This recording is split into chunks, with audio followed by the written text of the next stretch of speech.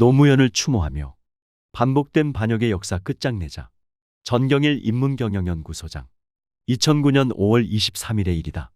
노무현 대통령의 서거 소식을 듣고 가눌 수 없을 만큼 심장이 뛰고 피가 솟구쳐 올랐다. 깊은 추도와 묵상을 했고 이어 조사를 썼다. 16년 지난 지금도 생각해본다. 노무현 대통령은 누구인가? 강산이 2번 가까울 만큼 변했지만 내가 생각하는 지도자상은 크게 달라지지 않았다. 그때나 이제나 또 우리 역사를 통틀어 지도자란 민인을 뜨겁게 품을 수 있어야 한다. 국민 높이의 삶 그 아래로 내려가 민인을 뜨겁게 품는 지도자를 만나고 싶다. 옛말에도 대천이물이라 하여 지도자란 민인 하늘을 섬기고 품을 수 있어야 한다고 하지 않던가.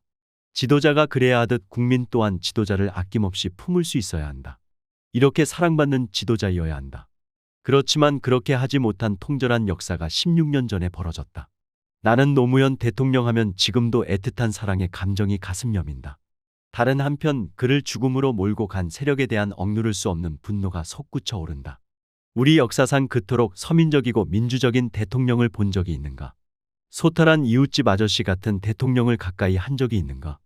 마음씀에 있어 그토록 상대를 배려한 대통령을 본 적이 있는가? 없다. 그런데도 그런 대통령을 왜 지켜주지 못했는가? 왜 그 잘난 자들의 허위에 맞서 분노하고 싸우지 않았던가? 생각할수록 부끄러울 뿐이다. 그래서 지도자를 추모하는 국민의 일원으로서 세월이 갈수록 연민의 정이 더해진다. 너무나 안쓰럽고 울컥해 목이 맨다. 지금도 그때를 생각하면 목 놓아 울고 싶어진다. 보라, 사랑하는 이를 지켜내지 못하면 무슨 소용인가? 역사는 이미 천길 낭떠러지로 굴러 떨어져 있을 텐데. 반역의 세월이, 퇴행의 역사가 짙게 어둠을 드리우고 있는데 16년 전 썼던 조사에 인용한 다산 정약용의 솔피 노래를 다시 읽는다. 물고기의 왕 고래가 솔피 무리의 공격에 비참하게 죽음을 당하는 장면을 보여주는 시다. 1800년 정조대왕의 갑작스럽고 의문스런 죽음을 애둘러 묘사하며 탄식한다. 솔피 노래. 솔피란 놈.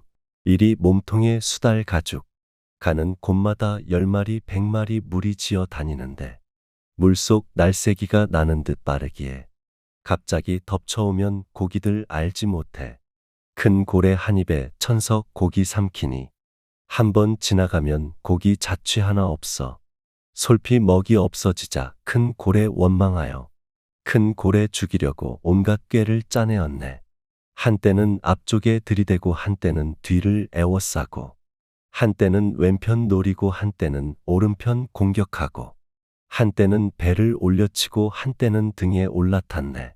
상하 사방 일제히 고함 지르며 살가죽 찢고 깨무니 얼마나 잔혹한가. 고래 우레처럼 울부짖으며 물을 내뿜어 바다 물결 들끓고 푸른 하늘 무지개 일더니 무지개 사라지고 파도 차츰 가라앉아. 아, 슬프도다. 고래 죽고야 말았구나. 혼자서는 무리의 힘 당해낼 수 없어라. 약삭빠른 조무래기 드디어 큰 짐 해치웠네. 너희들 피투성이 싸움 어찌 여기까지 이르렀나. 본뜻은 기껏해야 먹이 싸움 아니더냐. 큰 바다 끝없이 넓기만 하여 지느러미 날리고 꼬리 흔들며 서로 좋게 살 수 있으련만 너희들은 어찌 그리 못하느냐. 피투성이 싸움에서 고래의 죽음은 다산에겐 노론 벽파가 정조를 사정없이 물어뜯던 모습으로 비쳤으리라. 완성되지 못한 개혁의 종착점이 고래의 죽음으로 상징된 것이다. 어떤가? 민주주의가 압살되는 형국이나 노 대통령을 죽음으로 몰고 간 직접적인 세력을 고발하는 것 같지 않은가? 그의 죽음을 통한 한거와 그다운 명백함의 의사 표현을 구경거리 삼아온 우리의 졸렬한 자화상을 보는 것 같지 않은가? 오늘 불현듯 다산의 글을 다시 떠올리며 지금 우리는 민족사의 어느 파고를 헤쳐나가고 있는지 묻게 된다. 역사는 반복되는가? 역사에서 정의로움은 패배당하고 마는가? 진실이 승리하는 역사를 어떻게 일으켜 세울 수 있을 것인가? 숱한 상념이 고개를 수그릴 줄 모른다. 뿌리 깊은 사대와 작은 기득권의 끊임없는 강화가 민족사를 어지럽힌 주범이라면 이 처연한 슬픔은 행동으로 넘어서야 하리. 그것이 죽음을 삶으로 되돌릴 수 있는 유일한 방도이기에. 해서 노무현 대통령의 유서 한 대목을 살펴본다. 너무 슬퍼하지 마라. 삶과 죽음이 모두 자연의 한 조각 아니겠는가? 미안해하지 마라. 누구도 원망하지 마라. 운명이다. 화장해라. 그리고 집 가까운 곳에 아주 작은 비석 하나만 남겨라. 오래된 생각이다.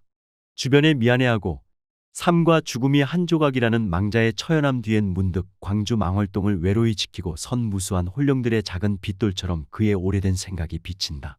노 대통령을 공격해 죽음으로까지 몰고 간 그 솔피무리는 16년 지난 지금도 여전히 우리를 공격하고 있다.